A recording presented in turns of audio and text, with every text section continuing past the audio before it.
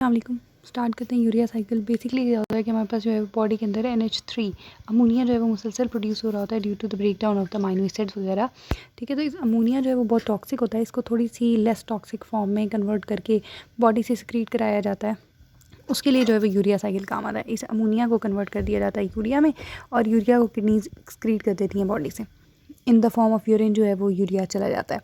अच्छा, अब अगर हम बात करें कि ये अमोनिया कन्वर्ट कैसे होता है यूरिया में, तो पहले उसको देख लेते हैं। पहले तो हम यूरिया का स्ट्रक्चर देख लेते हैं ना। तो यूरिया में देखेंगे हमारे पास ना 2 नाइट्रोजन हैं। ठीक है, अब एक नाइट्रोजन जो है वो तो आती है फ्री अमोनिया से और दूसरी जो नाइट्रोजन होती है वो एस्पार्टेट से आती है।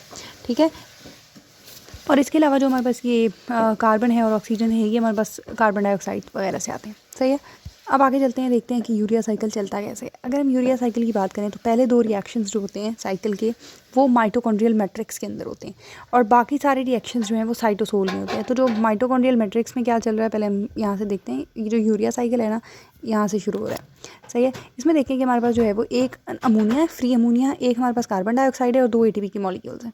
सही है, इन पर एक एंजाइम एक्ट करता है कार्बोमाइल फॉस्फेट सिंथेटेज 1।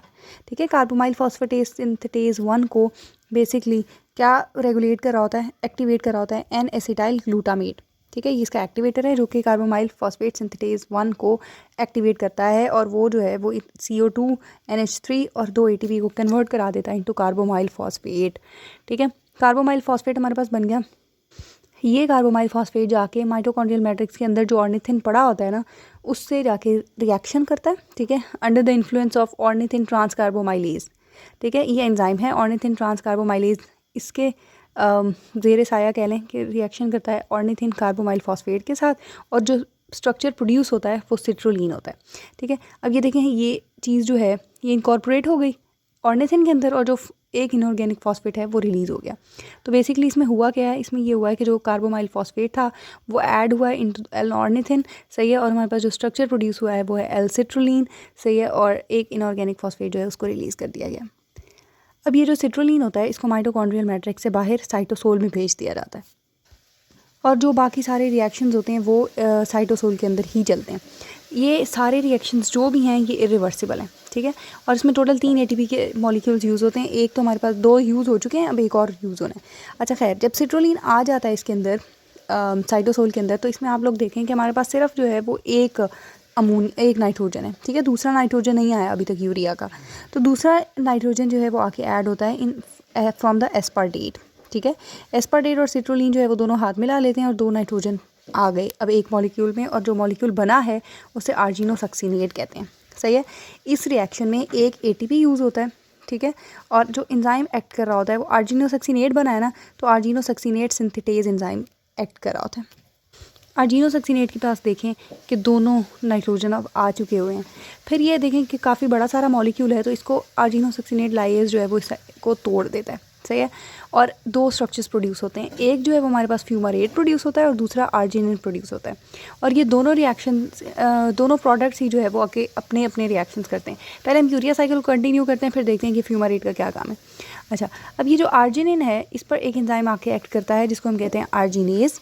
ठीक है, और इसके नतीजे में ये वाला जो ऊपर वाला कंपाउंड है ना ये अलग हो जाता है, सॉरी ये जिसमें 2 नाइट्रोजन हैं और कार्बन है और यूरिया बन जाता है। ठीक है, और दूसरा हमारे पास जो है वो ऑर्निथिन वापस बन जाता है, रीजनरेट हो जाता है ऑर्निथिन, जिसने आगे जाके कार्बोमाइल फॉस्फेट के साथ जो है वो रिएक्ट करना था और जो है वो सिट्रोलिन प्रोड्यूस करना था। अब बच गया हमारे पास फ्यूमारेट। ठीक है, अब इस फ्यूमारेट जो है इस पर एक एंजाइम आके एक्ट करता है जिसको हम कहते हैं फ्यूमारेज। ठीक है, फ्यूमारेज आके एक्ट करता है और ये फ्यूमारेज जो है वो अपनी एक आइसोमर फॉर्म में मेलेट में कन्वर्ट हो जाता है। ठीक है, मेलेट पे एक दूसरा एंजाइम मेलेट डिहाइड्रोजिनेज एक्ट करता है। ठीक है, मेलेट डिहाइड्रोजिनेज के एक्ट करने की वजह से हमारे पास ऑक्सैलो एसीटेट प्रोड्यूस होता है। इस ऑक्सैलो एसीटेट की जो है वो फिर ग्लूटामेट के साथ ट्रांसअमाइनेशन होती है। सही है, और हमारे पास जो है वो ग्लूटामेट साहब जो हैं वो अपना अमाइनो ग्रुप जो भी होता है वो ट्रांसफ़र कर देते हैं टू द ऑक्सैलो एसीटेट और हमारे पास एस्पार्टेट बन जाता है और अल्फा कीटोग्लूटारेट बन जाता है। और ये एस्पार्टेट ही जो है वो दूसरा नाइट्रोजन प्रोवाइड कर रहा होता है हमारी यूरिया साइकिल में। इस मेलेट पर जब मेलेट डिहाइड्रोजिनेज एंजाइम एक्ट करता है ना तो एक NAD का मॉलिक्यूल जो है वो कन्वर्ट हो जाता है इनटू NADH। सही है, तो ये देखें कि हमारे पास एनर्जी भी थोड़ी सी एनर्जी भी प्रोड्यूस हुई है। और दूसरी जो काम की चीज़ एक हमारे पास आ गई है वो अल्फा कीटोग्लूटारेट है। ठीक है, जो कि आगे TCA साइकिल में जा सकता है। अच्छा, प्रोडक्ट्स हमारे पास जो एंड रिजल्ट में बने थे वो दो ही बने थे, एक यूरिया बना था, सही है, और दूसरा बना था ऑर्निथिन। ऑर्निथिन तो वापस इसी यूरिया साइकिल में भी यूज़ हो जाएगा, या किडनी ले जाएगी इसको अपने पास और सिट्रुलिन बना लेगी। अब ये यूरिया जो है ना, ये चला जाएगा किडनीज़ के पास, ठीक है, और किडनीज़ जो है वो इसको फ़िल्टर कर लेंगी। कुछ यूरिया जो है वो डायरेक्टली सिक्रीट हो जाएगा बॉडी से, और कुछ यूरिया जो है वो वापस रीअब्जॉर्ब कर लिया जाएगा।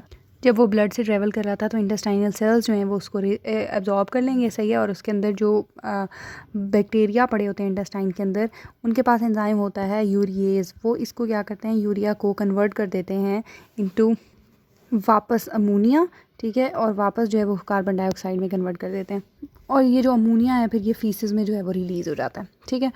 अब देखें, अगर हमारे पास खुदा ना खास्ता किडनीज़ ख़राब होती तो क्या यूरिया फ़िल्टर हो पाता, बॉडी से बाहर यूरिन के ज़रिए निकल पाता? नहीं निकल पाता ना, तो वो बॉडी के अंदर ट्रैप हो जाता है, सही है। और अगर किसी केस की वजह से किडनी डिजीज़ है और यूरिया बॉडी से बाहर नहीं जा रहा है, यूरिया का लेवल बॉडी में इंक्रीज़ हो रहा है, तो क्या करते हैं वो जो इंटेस्टाइनल बैक्टीरिया होते हैं वो क्या करते हैं, इस यूरिया को कन्वर्ट कराना शुरू कर देते हैं किस चीज़ में, NH3 में, ठीक है, और कार्बन डाइऑक्साइड में, अपने एंजाइम, कौन सा एंजाइम, यूरिएज की मदद से NH3 और कार्बन डाइऑक्साइड प्रोड्यूस होना शुरू हो जाती है। अब देखें, NH3 का लेवल जब बॉडी के अंदर बढ़ता है तो उससे क्या होता है, हाइपर एमोनीमिया, ठीक है, और एमोनिया की कंसनट्रेशन ज़्यादा होने से हमारे ब्रेन पे बहुत बुरा असर पड़ता है, ट्रेमर्स और दूसरे जो है वो न्यूरोलॉजिकल जो है वो प्रॉब्लम शुरू हो जाते हैं।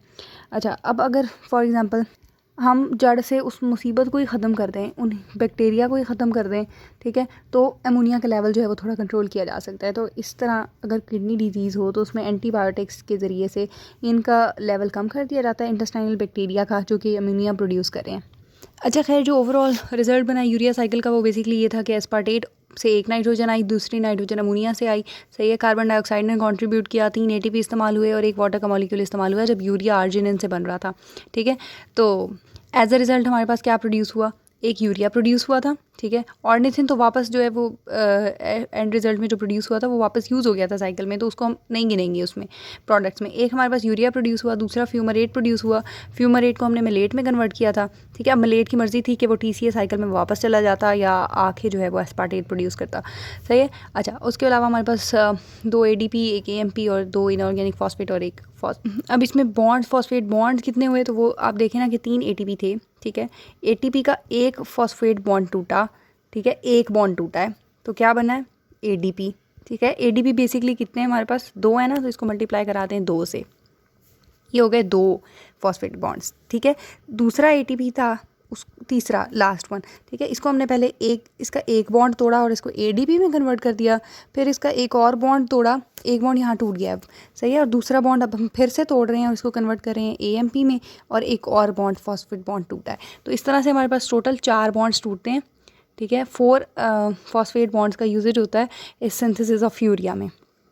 अगर रेगुलेशन की बात करें तो रेगुलेशन में आपको ये वाला स्टेप याद होगा कि इसमें जो है वो हमने कहा था कि जब कार्बन डाइऑक्साइड और अमोनिया जो है आपस में रिएक्ट करते हैं विद द 2 ATP, तो यहाँ पे कार्बोमाइल फॉस्फेट सिंथेटेज 1 यूज़ होता है, और इस कार्बोमाइल फॉस्फेट सिंथेटेज 1 का जो एक्टिवेटर होता है वो होता है N-एसिटाइल ग्लूटामेट, ठीक है। N-एसिटाइल ग्लूटामेट नहीं होगा तो ये रिएक्शन नहीं होगा, क्योंकि वो इस एंजाइम को एक्टिवेट ही नहीं करवा सकेगा। तो ये वाला जो स्टेप होता है ना यूरिया साइकिल का, वो रेट लिमिटिंग स्टेप होता है। अच्छा, अब हम देखते हैं कि N-एसिटाइल ग्लूटामेट प्रोड्यूस कैसे होता है। तो प्यारे बच्चों, होता ऐसे है कि एसिटाइल को A जो है वो रिएक्ट करता है ग्लूटामेट के साथ, ठीक है। एसिटाइल को A जो है वो रिएक्ट करता है ग्लूटामेट के साथ और प्रोड्यूस होता है N-एसिटाइल ग्लूटामेट, ठीक है। और इसमें N-एसिटाइल ग्लूटामेट सिंथेज जो है वो एंजाइम इन्वॉल्व होता है, ठीक है। एसिटाइल को A वो ग्लूटामेट के साथ रिएक्ट करता है, सही है, और एंड प्रोडक्ट में हमारे पास एक N-एसिटाइल ग्लूटामेट प्रोड्यूस हो जाता है और दूसरा को A प्रोड्यूस हो जाता है, ठीक है। N-एसिटाइल ग्लूटामेट इस तरह से प्रोड्यूस होकर किसके पास जाता है, कार्बोमाइल फॉस्फेट सिंथेटेज 1 के पास, और उसको जाके कहता है कि भाई जो फ्री अमोनिया और कार्बन डाइऑक्साइड पड़ा हुआ है, इससे जो है वो आप बनाएं, कार्बोमाइल फॉस्फेट बनाएं, ताकि आगे यूरिया साइकिल जो है वो कंटिन्यू हो सके। This was all about the urea cycle.